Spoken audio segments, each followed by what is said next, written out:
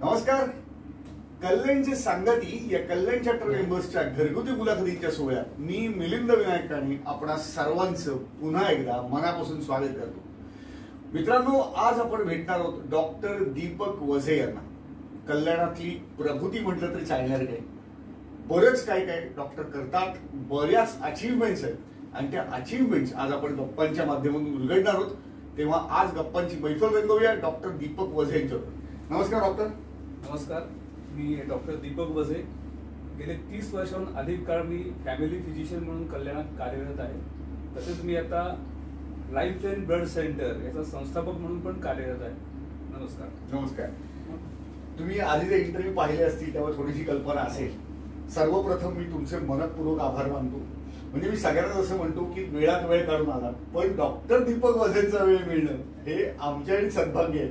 असं तुम्ही काही म्हणा, आपण सगळे कल्याणकर आहोत पहिली गोष्ट, आणि अनेक चांगल्या गोष्टींकरता सगळे एकत्र आलेलो.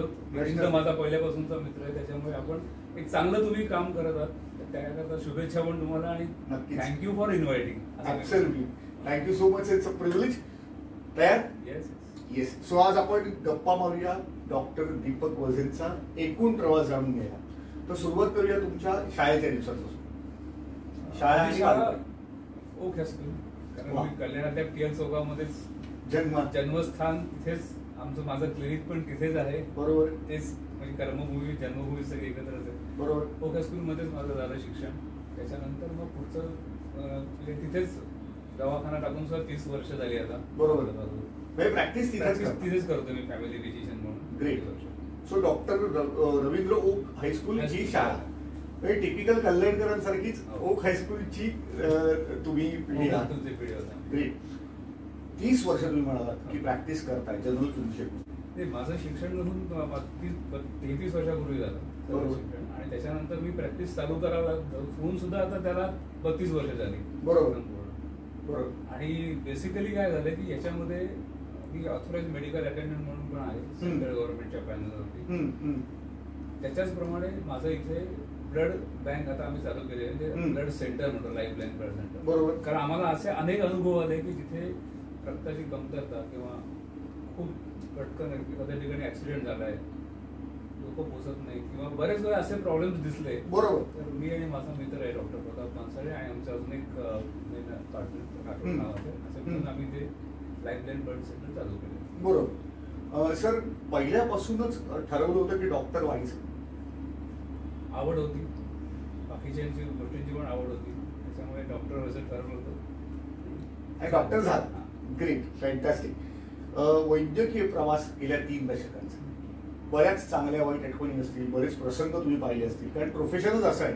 आणि देवानंतर डॉक्टराला आपण कायम डॉक्टरना किंवा प्रोफेसरचं किंवा ट्रेनर कोचचं असं प्रोफेशन असतं की जिकडे खूप मान असतो, आपण त्याला नोबल प्रोफेशन म्हणून मानतो. तर ते अनुभव आता सांगायला बसलं तर इंटरव्ह्यू कमी पडेल, पण ठळक असे 1-2 अनुभव कुठले आठवतात ते सांगता येईल? मुख्य म्हणजे तुम्ही जे म्हणतात डॉक्टर मध्ये देव होतं, तसं उलट आम्ही म्हणतो की आम्हाला पेशंट मध्ये देव दिसतो. वाह, क्या बात. त्याच्यामुळे तो सेवाभाव जर तुमच्यात राहिला तर तुम्ही चांगली सेवा देऊ शकता. नक्कीच. आणि डॉक्टर की व्यवसाय असा आहे, मला असं वाटतं की ज्याच्यामध्ये वेगळी समाजसेवा करावी लागत नाही, दुसरी जाऊन करायला लागत नाही. तुमच्याच प्रोफेशनशी प्रामाणिक राहिला, तुमच्या दुसऱ्यांच्या संवेदना तुमच्यावरून पोहोचल्या आणि त्यांना तुम्ही आपल्या घरच्या सगळं ट्रीट केलं, तर त्याच्यामध्ये तुमचे फॅमिली पेशंट आणि हे सगळं बिल्डअप होत जातं. नक्कीच. असे अनेक अनुभव आलेले रात्रीचे की तुम्हाला इमर्जन्सीला बोलवलं जातं, तेव्हा लोकांकडे त्यावेळेला पैसे नसतात किंवा काहीच नसतं. किंवा एक तर अनुभव असा आहे माझ्या मित्राचा की आता लिफ्ट आहे सगळीकडे, तेव्हा ते 4 मजली बिल्डिंग होती, घरी वडिलांच्या फक्त पाठीत दुखतंय त्याच्याकरता बोलवलं होतं. पाठीत दुखत होतं, छातीत दुखत नव्हतं. जेव्हा मी बघितलं तेव्हा मला लक्षात आलं की त्यांना अँटिलेर होत इन्फेक्शन झालेलं आहे, MI आलेलं आहे. त्याच्या मित्राला मी म्हणजे त्याच्या मुलाला समजून सांगितलं की असं असं आहे. समभाव तो कन्व्हिन्स झाला, तेव्हा ठीक आहे.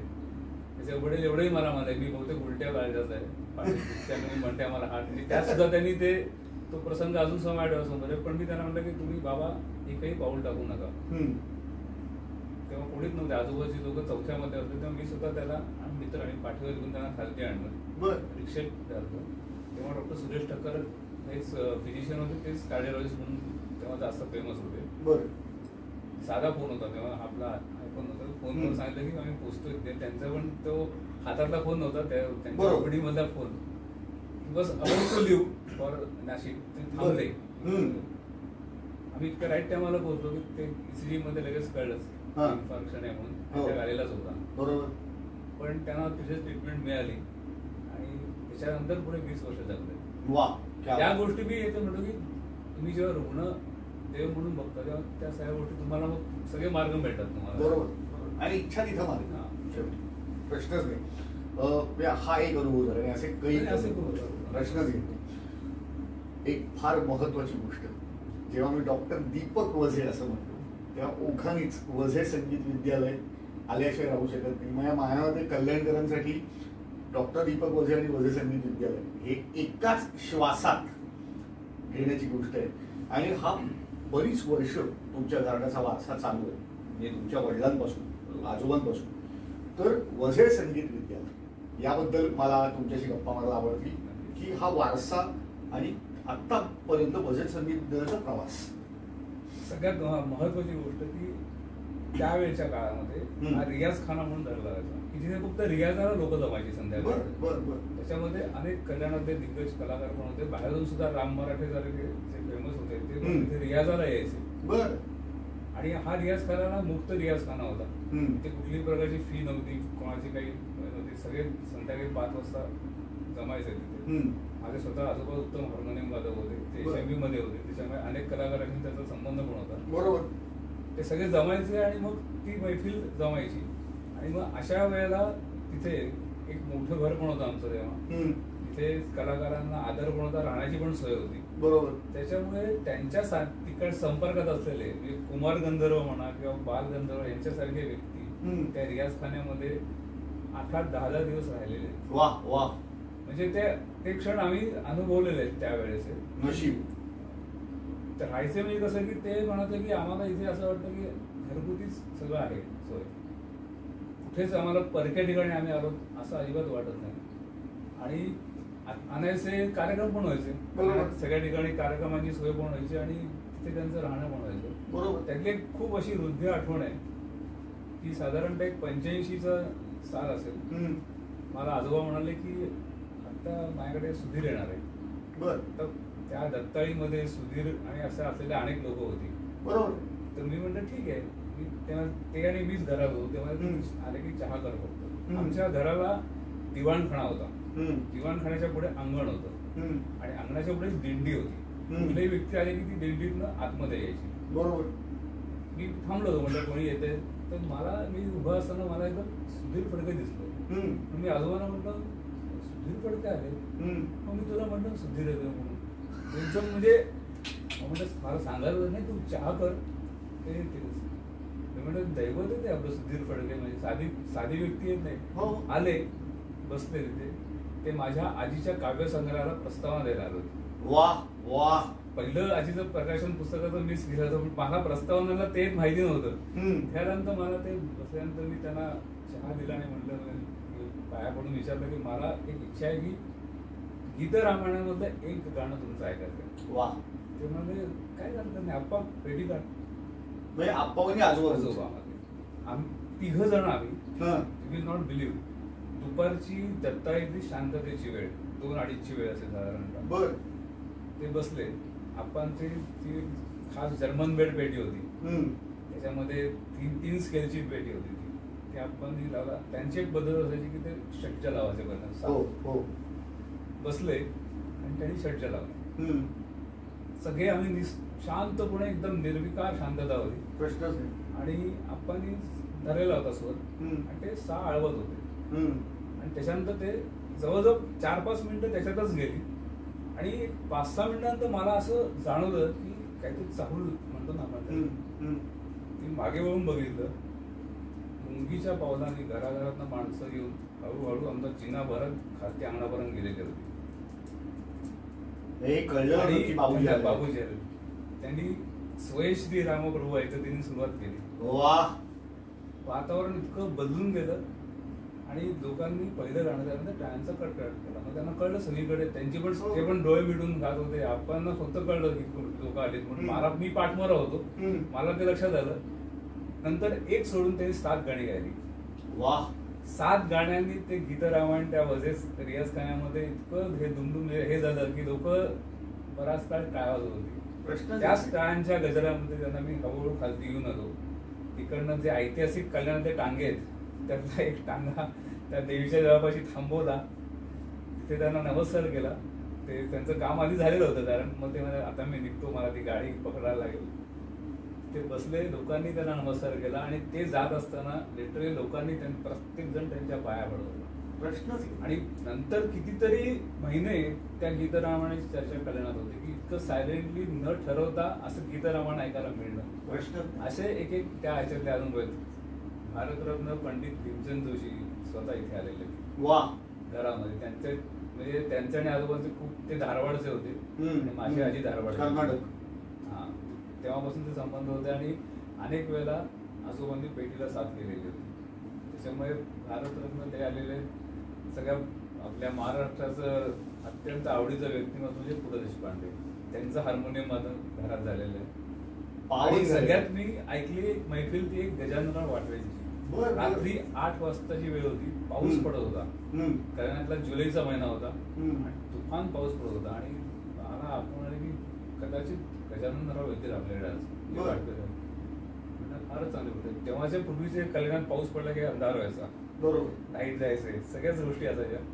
या संगीतकार आणि गाण्या लोकांना त्याचं काही नसायचं. मेणबत्तीच्या उजेड पुरेसा असायचा त्यांना, कारण त्यांचाच प्रकाश एवढा असायचा की त्याच्यात ते आले, लाईट गेलेले होते, त्यांना जेवायला दिलं. रात्री 10च्या नंतर ते बसले मैफिलीला आणि त्या ह्याच्यात मी त्यांचा वारा फुफावला ऐकलंय. त्यावेळेस हे साधारण कधीची असेल? ही खूप आधीची घटना आहे, ही 77 वगैरेची असेल, म्हणजे साधारण 50 वर्ष वर्षापूर्वीची घटना आहे. आणि बाबूजींची घटना मी सांगितली त्या घटनेला 40 वर्ष. हा, ती तर 85 सालची घटना आहे. म्हणजे 7 म्हणजे गाणी अशा वास्तूमध्ये जेव्हा असे एवढं संगीताची सेवा केली जाते तर कुठेतरी ती आपली जबाबदारी असते की ही सेवा पुढे कंटिन्यू व्हावी. बरोबर. त्याच्याकरता त्यावेळेचे म्हणजे आता आमचे स्नेही आणि आमच्यावर नेहमी असणारे आमचे गोसावी सर यांनी पुढाकार घेतला गेल्यानंतर. बरोबर.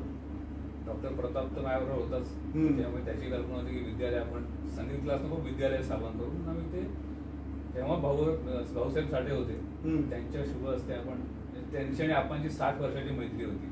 बरोबर. साठे साहेबांनी त्यांचं खूप म्हणजे लहान मुलासारखे राहिले होते आपा गेल्यानंतर, ते माझ्यासून ते डोळ्यासमोर. पण ते त्यांना बोलून आम्ही चालू केलं की जी चांगली गोष्ट आहे ती पुढे कंटिन्यू व्हावी. आणि देवाच्या कृपेने आज त्या विद्यालयाला 30 वर्ष झाली. त्या काळचे जे सगळे लोक आहेत ती आपल्या इथे येऊन गेली. म्हणजे साक्षात लता मंगेशकर, आशाताईंना सुद्धा आपण साथ केलेली होती. म्हणजे त्यांचे अजून फोटो इथे आहेत. त्याच्यानंतर मंगेशकरांचे जे गुरु आहेत त्यांना पण त्यांनी साथ केली. म्हणजे सगळे सलामत, सगळे जे आहेत बेस्ट, ते सगळ्यांशी संबंध. जसराज पंडित जसराजांचं सुद्धा हे झालेलं होतं, त्यांच्यावर आपण सहवादन केलेलं होतं. आणि त्याच्यानंतर आता पुढच्या पिढीमध्ये तेच जेव्हा हे विद्यालय स्थापन केलं, बरोबर, सुरुवातीला आम्ही साधे सगळ्या लोकांचे कार्यक्रम केले, जे कोण कलाकार होतकर होते. बरोबर. पण एकदा असं झालं की ते करता करता आपण म्हणतो व्हॉट्सअप मध्ये काही चांगली लोक मिळत जातात आणि आपला जो दृष्टिकोन होतो तसंच झालं. पहिला कार्यक्रम झाकीर हुसेन साहेबांचा केला. वाह. झाकीर हुसेन साहेबांच्या नंतर झाकीर हुसेन बिरजू महाराज हा कार्यक्रम झाला. सुरेख. झाकीर हुसेन बिरजू महाराजांना एवढा रिस्पॉन्स मिळाला आम्हाला त्याला की नॅचरली आहे. म्हणजे तो त्यांच्या तेव्हा उद्देश आमचा असा होता, अजून सुद्धा उद्देश असा होता की आम्ही हे सगळे कार्यक्रम बघायला मुंबईत जायचो किंवा दुसऱ्या ठिकाणी जायचो. बरोबर. आणि कल्याणात एवढा प्रतिभावान रसिक वर्ग आहे, कल्याणात एवढी चांगली लोक आहेत. बरोबर. त्यांना प्रत्येक वेळेला एवढं ट्रॅव्हल करून जायचं, त्याच्यापेक्षा जर इथे सोय झाली तर नक्कीच त्याचा कलेचा आनंद सगळ्यांना घेता येईल. या एका उद्देशातून आम्ही हा प्रयत्न करतो झाकीर भाईंचा. बरोबर. आणि मग त्याला इतका छान रिस्पॉन्स मिळाला. त्याच्यानंतर मग झाकीर हुसेन, जावेद बिरजू महाराज, झाकीर हुसेन, हेमा मालिनी. हेमा मालिनीच्या घरची तर आठवण अशी आहे, हेमा मालिनीकडे आम्ही गेलो. माझे दशसोमन माझे मामा होते तेव्हा, पोलीस महासंचालक. त्याच्यामुळे तर मला ते पटकन मी गेलो. त्यांच्याकडे गेलो त्यांनी मला विचारलं की तुम्ही कार्यक्रम करणार आहात. काय म्हणजे तुम्ही कुठले कार्यक्रम केले? हम्म. नाही, मागच्या वर्षी मी पंडित बिरजू महाराज जाकीरबाईंची जुगलबंदी केली. अच्छा, मग ती त्यांना दाखवले, केले तुम्ही, पण तुमच्या कलेनात तर टांगे येतात तिथे थोडे वेळ, ते मी काही करणार नाही. बरोबर. म्हटलं तुम्ही कलेचं, आमचा कलेचा विषय, ते हा सरकारी विषय आहे. बरोबर. मग त्यामुळे ठीक आहे, मी असं करते, माझ्या सेक्रेटरीला पाठवते. डोंबिवलीचं तिने ते ऑडिटोरियम बघितलं हेमा मालिनीजींनी, हा. आणि त्यामुळे की ठीक आहे तुम्ही हे सावित्रीबाई फुले झालं. सावित्रीबाई फुले झालं. बरं. कारण त्याला तेव्हा ते 1000 लोकांचं होतं, आता ते 820 लोकांचं. त्यातल्या बरोबर. 100 लोकांना, जास्त लोकांना बघायला मिळेल. बरोबर. पण त्यांनी हे पाठवलं आणि तो कार्यक्रम खूपच यशस्वी झाला. आणि स्टेजवर त्यांनी सांगितलं हम्म. की मी यांना आधी म्हटलं होतं शंका, पण आता याच्या पुढे जर कधी यांचा कार्यक्रम असेल तर मी न विचारता कुठल्याही प्रकारची बिदाकीची गोष्ट न करता मी येईन. आणि त्याच्यामुळे त्यांनी ते खरं करून दाखवलं. 3 कार्यक्रम त्यांनी केल्यानंतर माझ्याबरोबर. वा. म्हणजे असा पण प्रवास झाला. मग त्याच्यानंतर मग अनुराधा पडवळजी आल्या, कविता कृष्णमूर्ती आल्या, अलका याज्ञिक झाली. बरोबर. त्याच्यानंतर सगळे दिग्गज 90च्या दशकातले सगळे गायक आम्ही तेव्हा. वा. मला वाटतं एक आठवण सांगताना मागे एकदा गप्पा मारताना तुम्ही माधुरी दीक्षितचा उल्लेख केला होता. सर त्याचा एक किस्सा ऐकायला आवडेल. त्याचा एक किस्सा वेळ आहे. हा. जेव्हा बिरजू महाराज आणि झाकीरबाई यांची जुगलबंदी ठरली, तेव्हा आमचं असं झालं होतं की इथला कोणतरी एक चांगला प्रमुख पाहुणे बोलवदार आता बघायचं. सगळे दिग्गज लोक होतीच, पण तेव्हा नुकतं असं कळलं की माधुरी दीक्षित त्याच काळामध्ये भारतामध्ये येणार आहे. समहाऊ आम्ही कॉन्टॅक्ट करू शकतो. तिने एका मिनिटात, एका सेकंदात होकार दिला. कारण तिला ती जुगलबंदी बघायची होती. बरोबर. तेव्हा मी 100% येते. म्हटलं फारच मोठी गोष्ट आहे. फक्त माझी अट अशी आहे की मी कार्यक्रमाच्या 15 मिनिटं सुरू झाल्यानंतर येईन आणि 15 मिनिटं संपायच्या आधी जाईन. बरोबर. कारण मला तो फोकस माझ्यावर नकोय, तो फोकस आमच्या गुरुजींवरती, म्हणजे पंडित बिरजू महाराजांवरती. बरोबर. ती अट मान्य केली आम्ही. आणि यू विल नॉट बिलीव्ह की ती गोष्ट फक्त आमच्या कमिटीमध्ये काही लोक, इव्हन झाकीरबाईंना माहिती नव्हती. बरोबर. आणि ते कार्यक्रमात जेव्हा हे झालं, जुगलबंदी सुरू आम्ही घेतलं आणि 15 मिनिटांनंतर तिची एंट्री झाली, कोणाला तरी कुणकुण लागली की माधुरी दीक्षित आली कार्यक्रमात. तर एव्हरीवन वॉज की ती नक्की आहेत, कारण पुढे अंधार होता आणि सगळे व्हीव्हीआयपी लोक बसलेले होते. जेव्हा ती इंटरव्ह्यू स्टेजवरती आली तेव्हा तो टाळ्यांचा गडगडाट जवळजवळ 3-4 मिनिटं चालू होता. 1 मिनिट असं झालं की झाकीरबाई बाजूला उभे राहिले होते आणि ती स्टेजवरती होती. शेवटी आम्ही बोलवलं झाकीरबाईंना की तुम्ही या, आणि मग तिने तिची अदाकारी करून दाखवली. का हे छेड मोहे. वा. त्यांनी तो म्हणजे आयसिंग होतं की, म्हणजे ते कसं होतं की तेव्हा तो म्हणजे असा क्षण येणं नाही परत की जिथे बिरजू महाराज उभे आहेत तिथेच माधुरी दीक्षित उभे, तिथे झाकीरबाई आहेत, आणि हे सगळे कल्याणकर रसिक ज्यांच्यामुळेच हे शक्य होतं. मी नेहमी याचं श्रेय सगळं रसिकांना देतो की त्यांच्यामुळे सगळं शक्य होतं. त्यांनी तो आनंद अनुभवला. आणि दुसरी त्यातली महत्वाची गोष्ट होती की झाकीरबाईंनी मला विचारलं, तुम्ही मला सांगितलं नाही डॉक्टर, एवढी मोठी गोष्ट. म्हटलं सर मी तुम्हाला सांगितलं असतं आणि उद्या त्या नसते आल्या, बरोबर, तर तुम्ही मला उलट हे केलं असतं की तुम्ही अशी सांगता कशी गोष्ट. बरोबर. पण त्याच्यानंतरच्या सेकंड हाफ मध्ये त्यांनी सुरुवातीची जी 15 मिनिटं तबला वाजवला ना, तो असा कधी ऐकला नाही मी तेव्हा. सगळे उभं दाद द्यायला लागले, इतका त्यांनी प्रचंड, त्यांना ते माधुरी दीक्षित आहेत आणि त्याच्यासमोर आपली कला, ते तो क्षणच होता. आणि बिरजू महाराजांनी तर त्यांनी तबला वादन पण त्या दिवशी केलं, गायले पण आणि नृत्य पण केलं. म्हणजे तो कार्यक्रम झाला. आणि असा कार्यक्रम परत झालाच नाही, कारण त्याच्यानंतर बिरजू महाराज झाकीरबाईंची जुगलबंदी झाली नाही. एक जुगलबंदी दिल्लीला झाल्याचं मला ऐकलं, पण तेव्हा ती आपल्या इथे नाही झाली, नंतर तर नाहीच.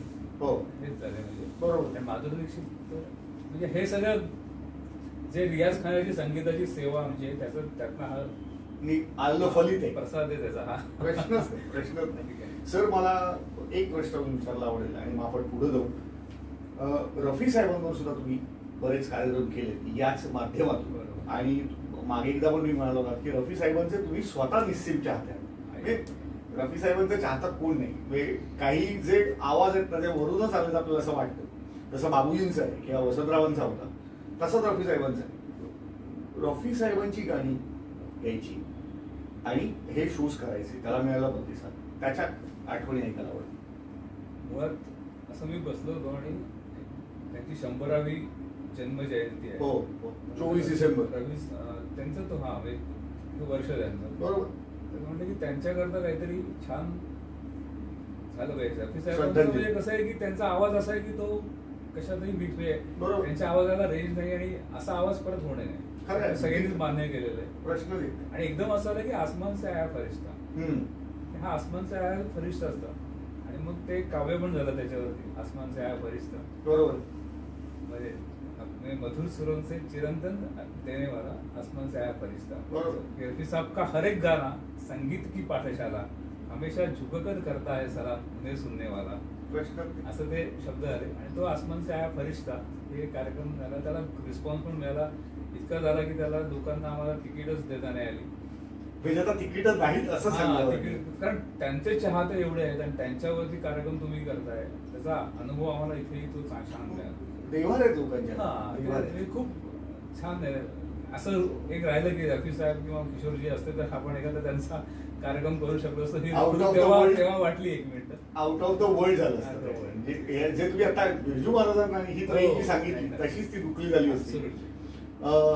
सर हे भारावल्यासारखं झालं.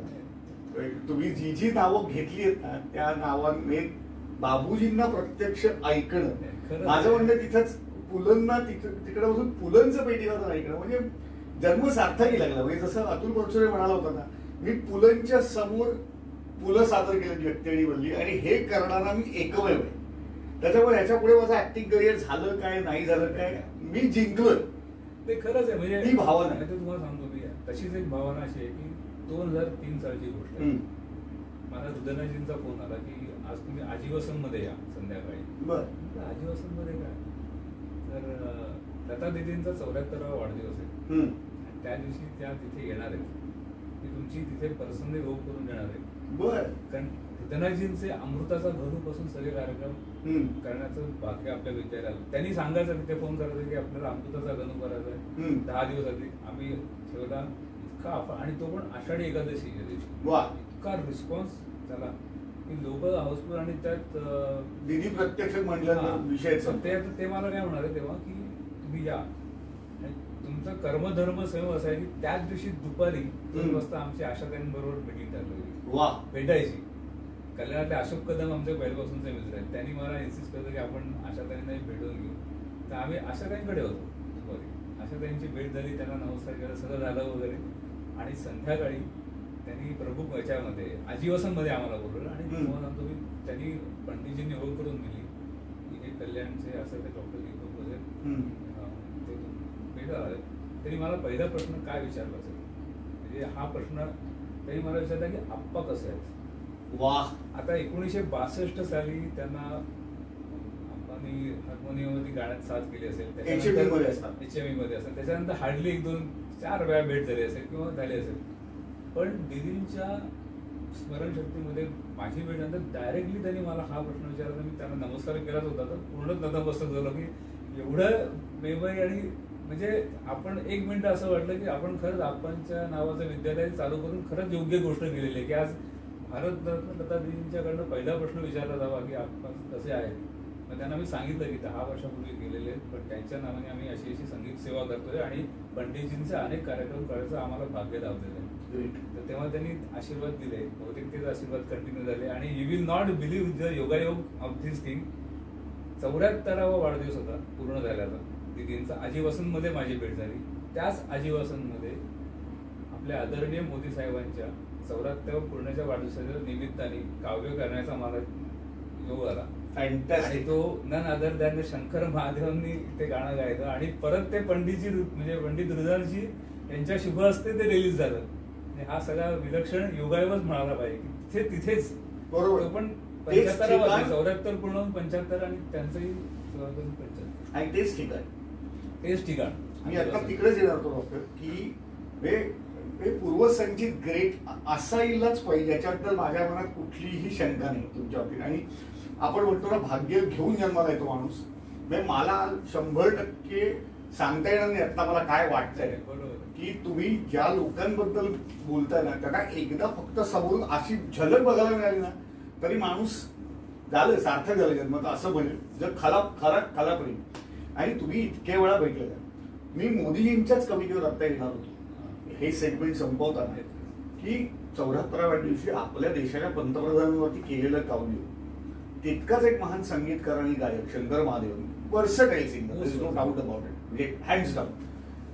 तर तो एकंदर प्रसंग कसा होता आणि तुमचा अनुभव? तो तर म्हणजे मुळात याची काव्याचा प्रवास असा झाला की माझं पहिलं काव्य लता दीदींवरच होतं. बरोबर.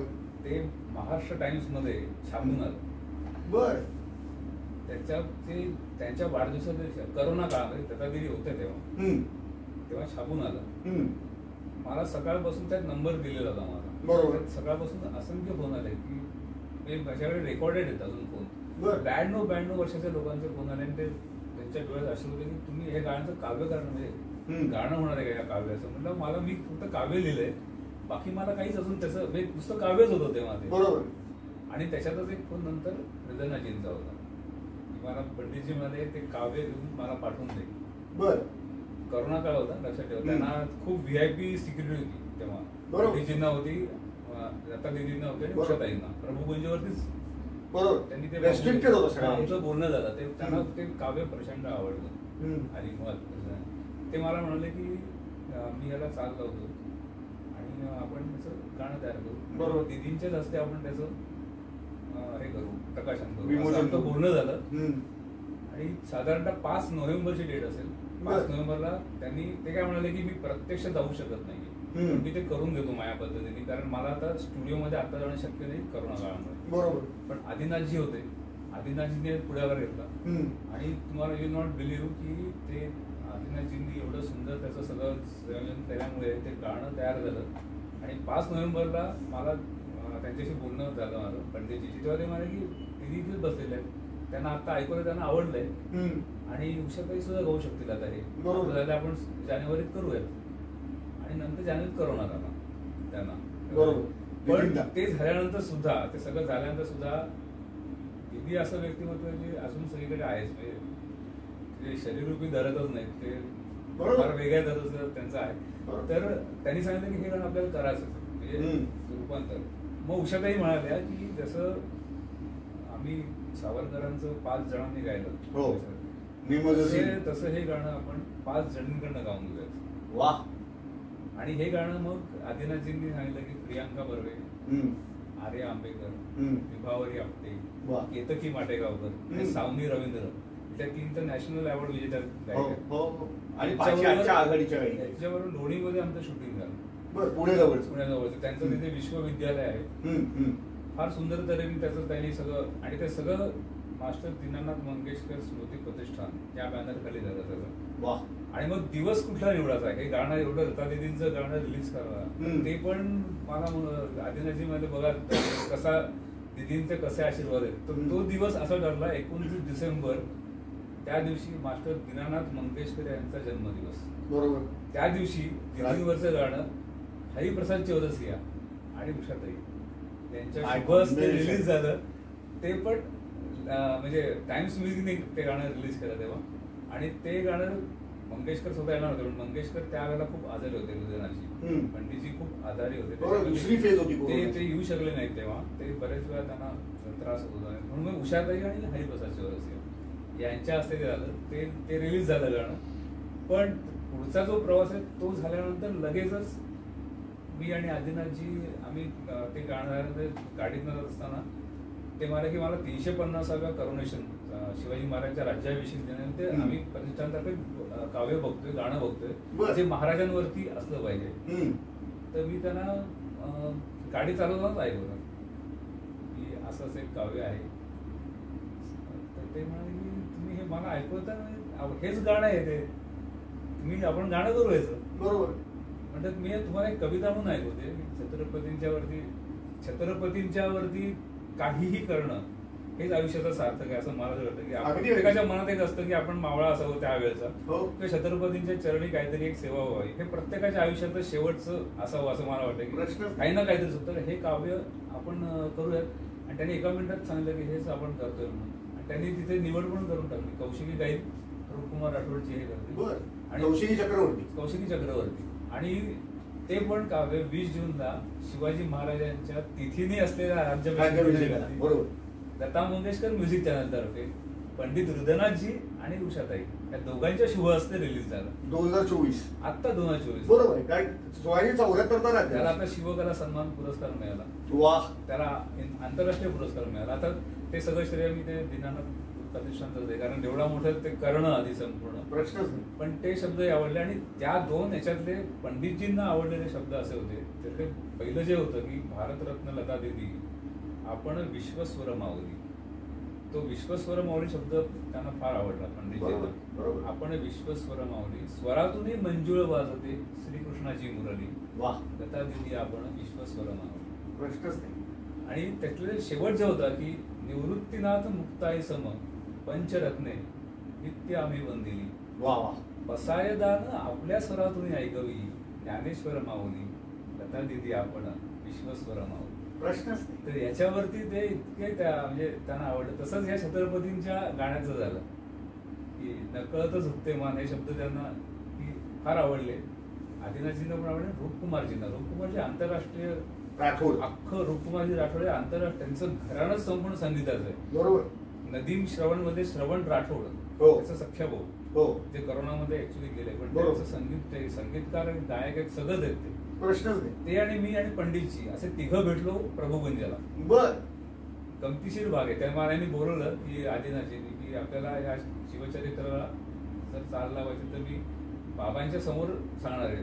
तेव्हा पंडितजी म्हणाले रूपबाई वो जो गाने का वजन है ना वो संभालो उसमें आना चाहिए हो. प्रश्नच नाही.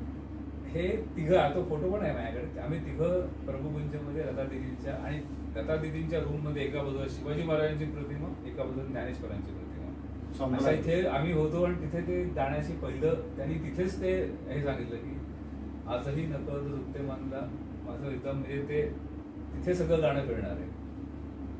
शिवचरित्र हे इतिहासातील एक सोनेरी पान, आदर्शापुढे त्यांच्या आजही नकळत झुकते मान, आदर्शापुढे त्यांच्या सदैव नकळत झुकते मान. असं ते होतं की राजयोगी जो अष्टावधानी, तेजस्वी रूप ओजस्वी वाणी, सुराज्य ते स्थापिले त्यांनी एक दैदिप्यमान, आदर्शापुढे त्यांच्या आजही नकळत झुकते मान. वादच नाही. आणि आता हे झाल्यानंतर ही दोन गाणी झाली आणि आता प्युअर पॉइंट इज दॅट की तेव्हा जेव्हा आम्ही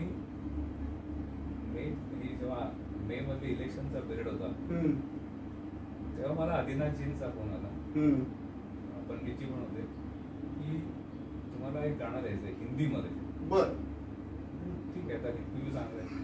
रात्री 9ची वेळ होती. नाही ते पण आपल्या आदरणीय परम आदरणीय मोदी साहेबांना लिहायचंय. काय मोदी साहेबांना गाणं लिहायचंय आणि ते पण तुम्ही हिंदीमध्ये लिहायचंय. नाही तर आम्हाला असं वाटतंय डॉक्टर की मोदीजी तर तिसऱ्यांदा पंतप्रधान निवडून येतीलच. ही मे मधली गोष्ट आहे जेव्हा निकाल लागायचे होते. बरोबर. आम्हाला विश्वास पूर्ण आहे.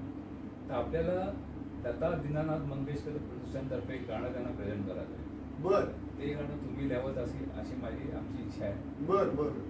मी म्हटलं की एवढी मोठी जबाबदारी म्हणजे हे अशक्य. तर मला मी म्हटलं की हे म्हणजे एक जरी शब्द त्यातला हे झाला वादच आहे. मला ते तेव्हा एक वाक्य म्हणाले की तुम्ही असा विचार करा की मी आता प्रभुगंजवरूनच बोलतोय, दिदींचे आशीर्वाद तुमच्या पाठीमागे आहे.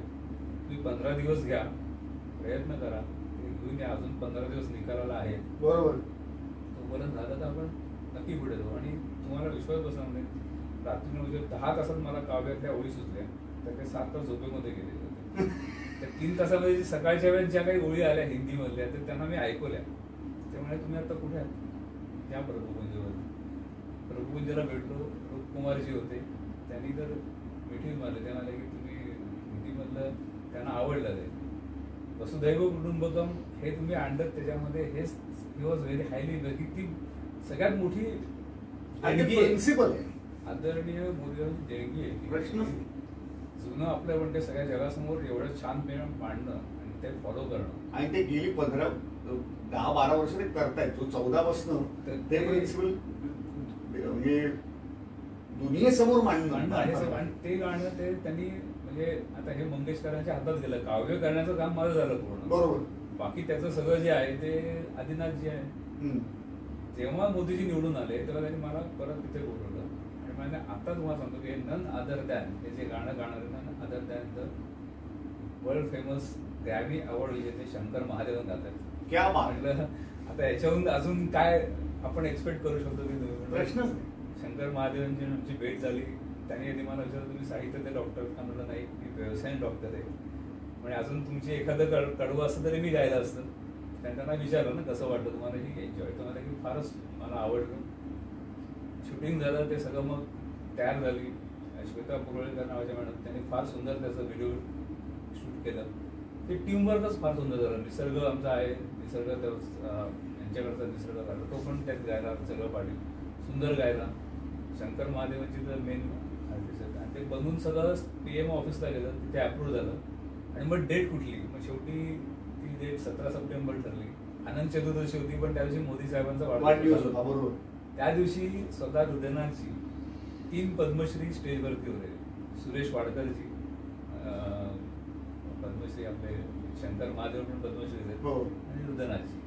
आणि त्याच्या व्यतिरिक्त अनेक होते, आशिषजी शेलार होते, बाकी बरीच लोक होती त्याच्यामध्ये.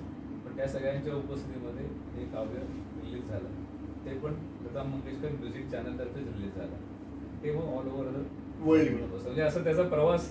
म्हणजे मी जवळ हा कल्याणकरांना मी सगळे काय असतं, मी कल्याणकरांना सगळ्याच गोष्टी नेहमी समर्पित करतो. कारण तुम्ही ज्या वातावरणात वाढता त्यांचे संस्कार तुमच्यावरती असतात, आणि ज्यांच्यामुळे तुम्हाला काही ना काहीतरी करण्याची प्रेरणा मिळते त्यांनाच ते श्रेय द्यायला पाहिजे. आणि हे कल्याणाचं पोषक वातावरण मी घरापासून बघितलेलं आहे की नेहमीच संगीत म्हणा किंवा कुठले खेळ म्हणा सगळ्या करता पोषक वातावरण आपल्याकडे होतं. नक्कीच. हा एक प्रवास त्यांना झाला. हा एक म्हणजे खूपच मोठा टप्पा होता की तुम्हाला, मला एवढंच ते म्हणाले आदिनाथजी 140 करोड लोकांमध्ये तुम्हाला हे गाणं मंगेशकरांतर्फे घ्यायला मिळालंय. हा एक योगायोग आहे एवढं समजा तुम्ही. म्हटलं हे खरं आहे. प्रश्न. आणि ही हिंदी मधलं गाणं लिहिण्याचा योग यावा ही विधात्याची इच्छा होती. That was destined and divine destined. कल्याणकरांचं मी नेहमी म्हणतो की कॉन्ट्रीब्युशन कल्याणकरांचं. कारण जिथे शिवाजी महाराजांनी पहिलं आरमार स्थापन केलं ते पण कल्याणच आहे. अगदी अगदी. प्रश्न. तेव्हा शिवभूमीची ते पाय लागलेले आहेत, त्याच्यामुळे ते खास आहे त्याचा विषय. प्रश्नच नाही. मित्रांनो, आपण गप्पांची मैफल रंगवली आहे डॉक्टर दीपक वझे यांच्याबरोबर. म्हणजे हिंदीत मला भावना मांडायच्या असतील ना, मी आता मला मराठी सुचत नाही म्हणून मी हिंदीत म्हणतोय. बच्चन साहेब नेहमी म्हणतात की मैं आपकी प्रशंसा से गदगद हूँ और विनम्रता से ये पुरस्कार स्वीकार करता हूँ. तसंच मी फक्त गदगद आहे, याच्या पलीकडे मला जाताच येत नाहीये. म्हणजे ज्या सगळ्यांबद्दल आम्ही काय बोलतोय ना, म्हणजे शब्द सुचतच नाहीये. हा प्रवास असा आपण चालू ठेवणार आहोत आणि विचारणार आहोत अजून काही खास गोष्टी, आणि मग आपण शेवटच्या रॅपिड फायर राऊंडमध्ये जाणार आहोत. सर, मी आता तुम्हाला बुद्धिबळाकडे घेऊन जाणार आहे, कारण तो एक खास तुमच्या मनातला जवळचा, आवडीचा, विशेष प्रेमाचा कप्पा आहे. मॅग्नस कार्लसन, प्रवीण थिपसे यासारख्यांच्या दिग्गजांच्या सह्या असलेलं पुस्तक आता नुकतंच प्रकाशित झालं. आणि बुद्धिबळ तुम्ही स्वतः उत्तम खेळता. त्याच्याकडची ओढ ही बऱ्याच जणांना माहिती आहे. BBNJ जॉईन केल्यानंतर आम्हाला जरा जास्त ती ओळखीची झाली. आणि निखिल जोशी बरोबर तुम्ही अतिशय जवळून त्याच्यावर काम केलेलं आहे. आमची नेहा कर्वे तिच्याबरोबर तुम्ही अगदी जवळून काम करता या सगळ्या प्रोजेक्टवरती. तर बुद्धिबळ आणि हा सगळा प्रोजेक्ट समजून घ्यायला आवडेल. मग बुद्धिबळाची आवड म्हणजे माझी आजी बुद्धिबळ खेळणारी होती. अशी माझी आजी कवयित्री होती. म्हणजे आजीचं पहिलं गाणं सुधीर फडकेंनी संगीतबद्ध केलेलं, ते हिंदी लिहिलेलं. आणि आजी खेळणारी म्हणून होती. तसं माझे बाबा आंतरराष्ट्रीय फिडे रेडिंग हे होते, खेळणारे होते रेग्युलर. आणि त्याच्यामुळे ती चेसची एक घरात परंपरा होती. चेस बोर्ड होते, सगळं होतं घरामध्ये. बरोबर. आणि नॅचरली त्याच्याकडे ओढा होता आणि आवड निर्माण झाली. पण जेव्हा मी खेळलो तेव्हा माझ्याकडे 2-3 प्रश्न होते. जसं मी क्रिकेट पण खेळत होतो, हे पण खेळतो. क्रिकेटमध्ये सुद्धा मी एका सर्टन लेवलवर रणजीच्या जवळ गेलेलो होतो. किंवा बुद्धिबळ सुद्धा असं होतं की बुद्धिबळ पूर्ण जायचं का नाही जायचं असा एक टप्पा होता. शेवटी मेडिकल हा प्रायोरिटी होती. बरोबर. पण त्याच्यानंतर जेव्हा मी असं बघितलं की आपल्या इथे कल्याणात इन्फ्रा होणं आवश्यक आहे. आवड तर सगळ्यांनाच आहे. बरोबर. फक्त त्याचं मागचं जे उभं राहणं असतं की सातत्याने असणं. बरोबर. तो जो त्याच्याकरता मग मी काय केलं, खेळ बुद्धिबळाचा ग्रँडमास्टर संगीत हा एक उपक्रम चालू केला. ज्याच्यामध्ये ग्रँडमास्टर सगळे इथे दरवर्षी एक ग्रँडमास्टर कल्याणला बोलवायचा. बरोबर. आणि विनामूल्य कार्यक्रम तो सगळ्या शाळांमध्ये मुलांना बोलवायचा. त्यांची इंटरॅक्शन, त्याचे विचार ते मांडायचे. तर त्याच्यामुळे काय झालं की अनेक ह्याच्याशी आम्ही ग्रँड मास्टरशी मी जोडला गेलो. बरोबर. Already मी होतोच त्याच्यामध्ये त्या, आणि त्याच वेळेला माझ्याकडे महाराष्ट्र चेस लीग या स्पर्धेची ठाणे टीमची जबाबदारी आली. बर. त्यात अनेक दिग्गज सगळे म्हणजे भारतामध्ये सगळीच लोक त्यात खेळणारी होती. हे जे आता जे विदित गुजराती आहेत ते सगळे तेव्हा लहान लहान होते. ही 2014 सालची गोष्ट आहे, 2014. तेव्हा ठाणे कॉम्बॅटंट टीमला काही करून सुवर्ण पदक मिळालं पाहिजे याच्याकरता मी जरा झपाटला गेलो, कारण त्याचं इनॉग्रेशन प्रत्येकाला विश्वनाथ आनंद जास्त व्हायचं. बर. त्यावेळेचा ग्रँड मास्टर आपला वर्ल्ड चॅम्पियन. बरोबर. तर कुठेतरी असं ते वाटायचं की विश्वनाथ आनंद येतात आपल्या टीमला ठाणे, आणि सुरुवातीला कसं झालं, पहिल्या याला आपला क्रमांक काहीतरी 5-6 आला होता. सेकंड टाइमला मी त्यात काय असायचं, सिलेक्शन असायचं, म्हणजे तुम्हाला टीम निवडायची असली. त्याच्यामध्ये तुम्ही प्रत्येक टीम मध्ये एक लेडीज ग्रँड मास्टर, एक जेंट्स ग्रँड मास्टर, एक इंटरनॅशनल मास्टर आणि 2 अनरेटेड प्लेअर. अच्छा. असं त्याचं कॉम्बिनेशन ते कंपल्सरी असायचं. ते तुम्ही निवडून तुमचा संघ तयार करायचा. 5 जणांची टीम. 5 जणांची टीम असायची. 6वा प्लेअर असायचा त्याच्यामध्ये. पण ही सगळी टीम निवडायचं काम जो मेन असतो ती जबाबदारी माझ्यावरती होती. बर. आणि त्याच्यामध्ये माझ्या अगेन्स्ट त्यावेळेला आपली ठाण्याची टीम होती. मुंबईच्या टीमची जबाबदारी ग्रँड मास्टर प्रवीण टिपसेंकडे होती. आणि पुण्याच्या टीमची ग्रँड मास्टर दिवेंद्र बरुआ. अच्छा. एवढे टॉपची दोघेही आणि आतापर्यंत संघ जर म्हणत असाल तर तो जो चांगली टीम निवडेल तो संघ जिंकून यायचा. नक्कीच. तर ते एक कॉम्बिनेशन मला करायचा योग मिळाला की ज्यात मी 2 लेडीज ग्रँड मास्टर घेतले आणि तो सक्सेसफुल झाला. तो नंतर कळलं, दिवेंद्र बरुआला कळलं की हा परफेक्ट सिलेक्शन झालेलं आहे आपल्या टीमचं. आणि त्यांनी मला ते झाल्यानंतर येऊन सांगितलं की तुम्ही काय करता चेस मधलं, चूज द दिस टीम. म्हटलं की असंच आहे, मी खेळतो. मग त्यांनी मला तेव्हाच कॉम्प्लेट केलं की तुमची टीम पहिल्या दोघांच्यात तर नक्की येणार आहे. बरोबर. आणि फॉर्च्युनेटली वी वन. ठाण्याकरता आपण MCL जे जिंकलो आपण. बरोबर. आणि तेव्हापासून या सगळ्यांशीच माझे संबंध खूप चांगले झाले. त्यानंतर प्रवीण टिपसेशी तर माझे संबंध खूपच जवळ आणि सगळेच ग्रँड मास्टर म्हणा किंवा विदित गुजराती म्हणा. आणि मग काय झालं की मी जेव्हा हा प्रवास होता तेव्हा एक म्हटलं पुस्तक आपण तयार करू. तर त्या पुस्तकाकरता सह्या कोणाच्या घ्यायच्या चांगल्या, तर मी प्रवीण टिपसेंशी बोललो. ते मला अरे ते सगळ्यांच्याच मिळतील ना आपल्या भारतातल्या, तर तुझ्याकडे विश्वनाथ आनंद तर तुझं डायरेक्टच मिळेल. बरोबर. म्हटलं नाही, मला ना वर्ल्डच्या लोकांच्या ते म्हणाले की आपली एक ही आहे MCL ची ग्लोबल चेस लीग आहे, दुबईला आहे. 1 दिवसाकरता तू दुबईला ये, प्रयत्न कर. बर. मॅग्नसची सही मिळणार नाही तुला, ते आउट ऑफ आहे का, मलाही तो भेटत नाही तेवढा तो, पण तू बाकीच्यांच्या तर घेशील. बरोबर. म्हणजे नाही, त्याच्यापासून आपण चालू करू. मॅग्नसची पहिली घेऊ म्हणलं. बर. आणि यू विल नॉट बिलीव्ह, आम्ही त्या सर आणि मी होतो, मी प्रवीण टिपसे. आणि आतापर्यंतच्या ज्या शतकातला द बेस्ट गेम जो विश्वनाथ आनंद खेळला गेला, तो गेम त्या दिवशी खेळला गेला. बर. म्हणजे तो आतापर्यंत हिस्ट्री मधला टॉप गेम धरला जातो. तो बघण्याचं पण सौभाग्य मिळालं. तो गेम असा होता की ज्याच्यामध्ये विश्वनाथ आनंदकडे वजीर होता आणि मॅग्नस कार्लसनकडे 2 पॉन आणि उंट एवढंच होतं. आणि याच्याकडे वजीर आणि हे होता. आणि आम्ही बघत होतो सगळे, म्हणजे प्रवीण टिपसे पण सर बघत होते. ते पण म्हणाले की बहुतेक आता हाच जिंकणार विश्वनाथ आनंद. पण कुठेतरी मला वाटत होतं की नाही, तो त्याची पोझिशन. आणि एक पोझिशन अशी होती की त्याचा जर वजीर झाला आणि त्यांनी वजीर केला तर गेम ड्रॉ होत होती. पण त्यांनी त्यावेळेला हार्डली त्यावेळेला 30 सेकंद होती फक्त मॅग्नसकडे आणि विश्वनाथ आनंदकडे 1 मिनिट होता. त्यावेळेला त्यांनी त्या पॅदाचा घोडा घेतला रूपांतर, आणि त्या घोड्यांनी त्यांनी मात केली त्याच्यावरती. कोणाला म्हणजे तो गेम, तो हिस्ट्री मधला बेस्ट गेम झाला. ते सौभाग्य मिळालं. आणि मग ते झाल्यानंतर त्याला मी कॉंग्रॅट्स केलं की यू हॅव प्लेड, म्हणजे काहीच्या काही खेळला तुम्ही. आणि somehow we can being a doctor I could connect with him. Correct. Logical intelligence. आणि त्यांनी मला ते पुस्तक हातात दिलं. म्हणजे मी हे मुलांच्या करता करतोय, माझा याच्यात वैयक्तिक काही हे नाहीये, कारण मी स्वतः प्रोफेशन माझं वेगळं आहे. तर तुम्ही हे पुस्तक बघा. त्यांनी पुस्तक बघितलं आणि ही साइन ऑन द बेस्ट विषय. दॅट वॉज, हा एकदम पीक क्षण होता त्या पुस्तकाच्या. ही पण आहे. आणि मग सगळे त्याच्यामध्ये अरोनियन झाले, ते कोमिशा झाला, त्याच्यानंतर कार्पॉफ. आणि गमतीशीर भाग म्हणजे तेव्हा डी गुकेश होता. बर. तर मी प्रवीण टिपसेंना म्हटलं की मी त्याची सही घेतोय. ते म्हणलं अरे तू अजून रॅपिड मध्ये म्हणलं मी पुढच्या क्लासिकलच्या वर्ल्ड चॅम्पियनची सही घेतोय. त्यांना सांगून सही घेतली. आणि त्याला पण सांगितलं की यू आर द, आणि तो हसला हाईट म्हणजे. तो मी त्याला म्हटलं की तू पुढचा वर्ल्ड चॅम्पियन त्या हो मी I am trying for that.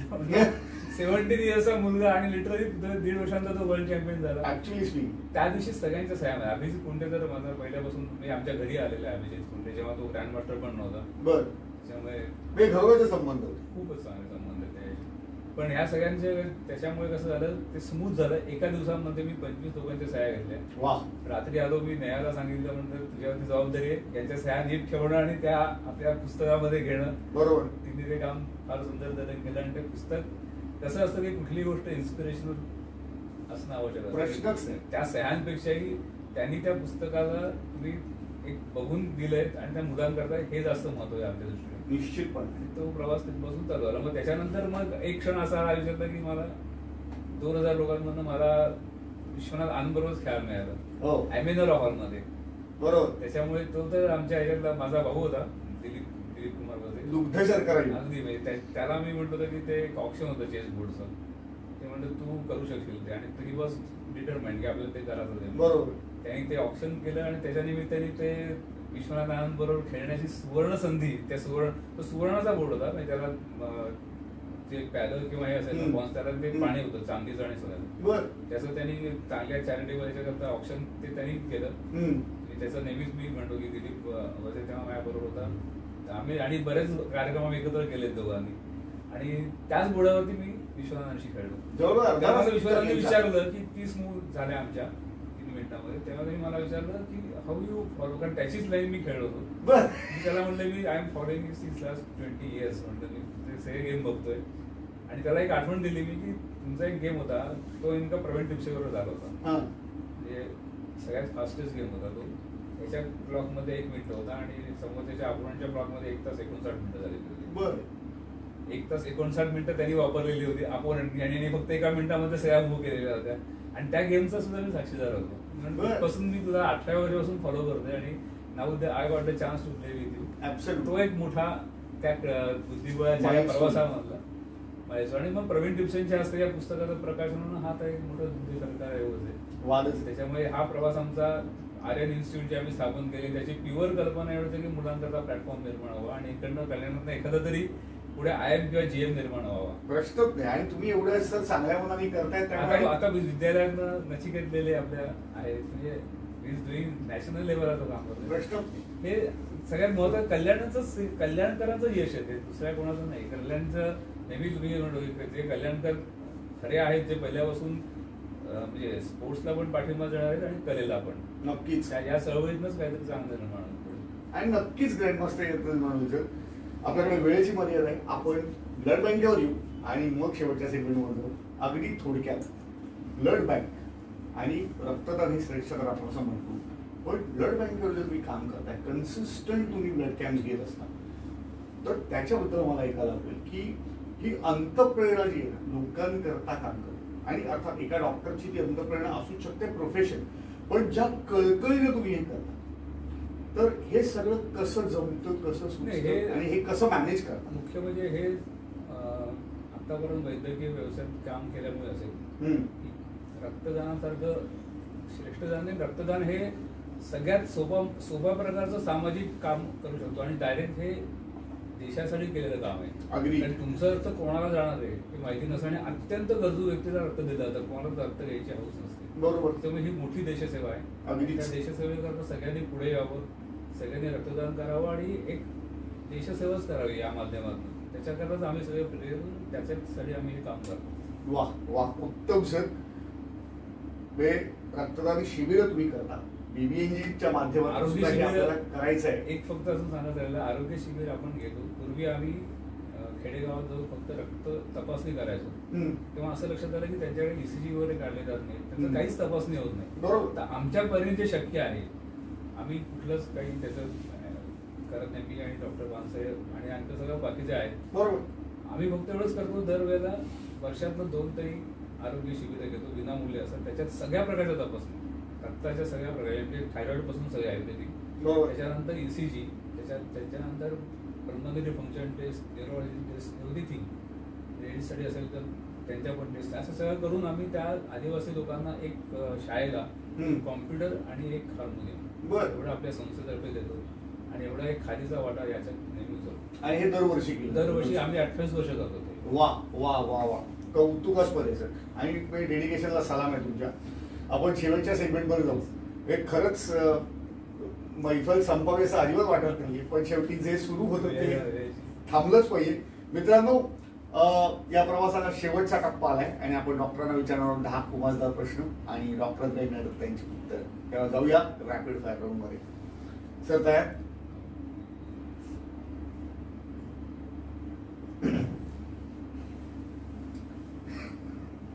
पहिलाच प्रश्न असा आहे, डॉक्टर दीपक वझे जर डॉक्टर नसते तर काय करत असते? मी म्हटलं ना की अनेक गोष्टी आहेत, संगीत आणि कला याच्यात कुठेतरी नक्कीच असतो. म्हणजे आयदर बुद्धिबळ असतात किंवा संगीत करत असतात. काव्य हे बहुतेक आमच्या घरात आहे, अनुवंशिक दृष्ट्या आहे. म्हणजे आम्ही संगीतात नक्की असतो. संगीत म्हणा, कला किंवा स्पोर्ट्स कुठेतरी या क्षेत्रात डॉक्टर वझे दिसू शकले असते. ग्रेट. दुसरा प्रश्न, आपल्या व्यवसायातलं सर्वात मोठं आव्हान कोणतं असं मला वाटतं? सगळ्यांकरता आधी मुळात आव्हान असं आहे की ते आपण सांगतो लोकांना ते पाळणं. म्हणजे आपण सगळ्यांनाच आरोग्याचे सल्ले देतो, बरोबर. मुळात आरोग्य चांगलं टिकवणं हा सगळ्यांकरताच आव्हानाची गोष्ट आहे. बरोबर. डॉक्टर करता तर आहेच, पण बाकीच्यांकरताही माझ्यामध्ये सगळ्यात जास्त आव्हान तेच आहे की तुमचं आरोग्य टिकवणं चांगल्या तऱ्हेने. बरोबर. त्याच्याकरता प्रयत्न करणं. नक्कीच सर, प्रश्नच नाही. आणि शेवटी काय, हेल्थ इज वेल्थ आपण म्हणतो. That is only wealth, real wealth. Absolutely. तिसरा प्रश्न सर, आतापर्यंत सहवासात आलेल्यांपैकी सर्वात आवडता सेलिब्रिटी कोण? भारतरत्न लता दीदी. वादच नाही. आणि त्याच्यावरती काय असू शकतं?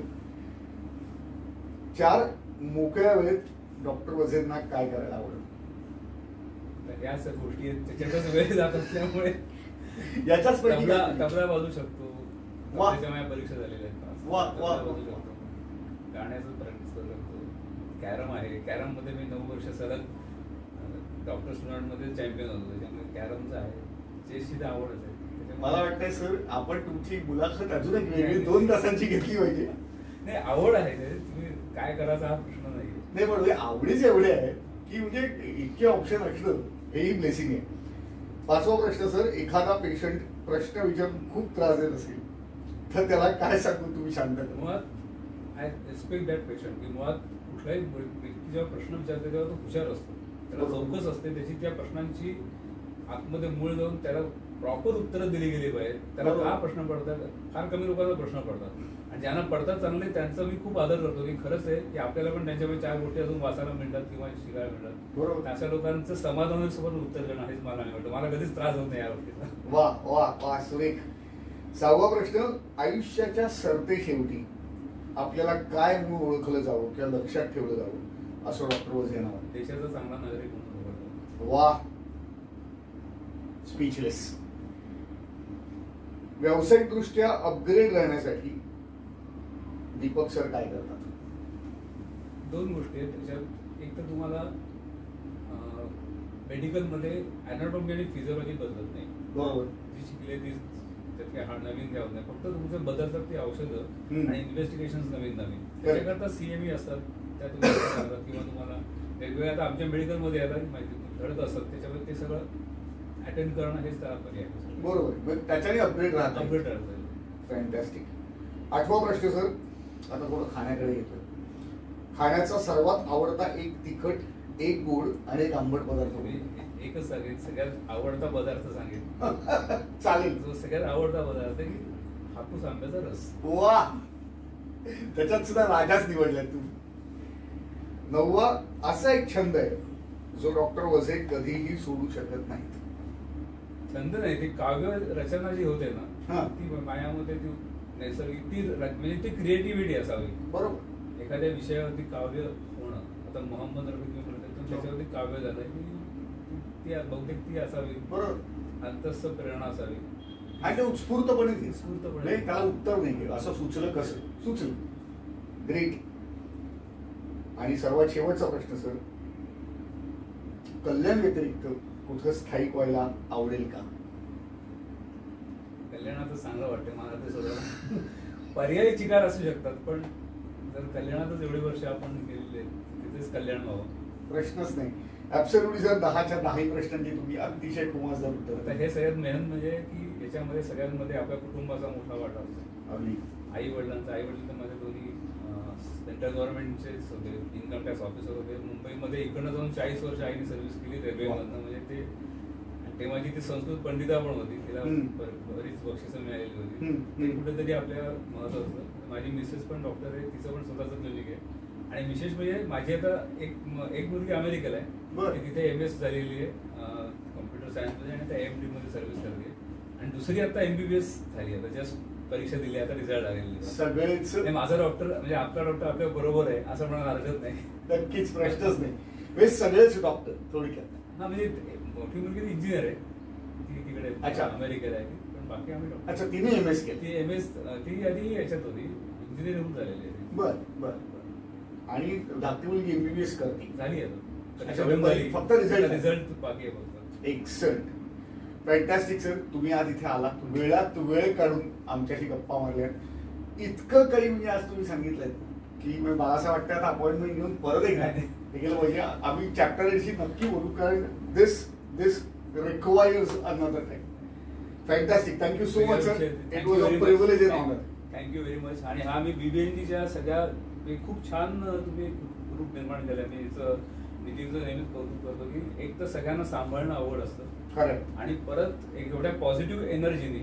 आणि प्रत्येकामध्ये आता मला जे भेटले काही ना काहीतरी प्रत्येकात कितीतरी गोष्टी आहेत की जे आपल्याला माहिती नसतात. बरोबर. आणि ऑल आर क्रिएटिव्ह. खरं, आणि ते खूप म्हणजे खूप मोठी गोष्ट आहे की सगळ्यांना तुम्ही त्या एकत्र करताय. BBNGचं मी खरंच मनापासून आभार कौतुक सगळंच करतो की खूप छान उपक्रम तुम्ही करता. प्रत्येक वेळेला मला प्रत्येकाच्या याला छान छान म्हणता येत नाही किंवा वेळ नाही, पण तुम्ही समजून घ्या की त्याच्यात नक्कीच त्याचं कौतुक असतं या गोष्टींचं. नक्कीच. पण once again thank you very much. Absolutely. मित्रांनो, हा होता विशेष भाग डॉक्टर दीपक वझे यांच्याबरोबर मुलाखतीचा. आज मुलाखत अप्रतिम रंगली. डॉक्टरांनी असे किस्से सांगितले की मला असं खरंच वाटत नव्हतं जेन्युइनली की मुलाखत संपावी, पण शेवटी निसर्ग नियम आहे, जे सुरू होतं ते थांबलंच पाहिजे. आज आपण हा भाग इथंच थांबवतोय. पुढल्या भागात एका नवीन मेंबरला घेऊन भेटू. तोपर्यंत काळजी घ्या. धन्यवाद.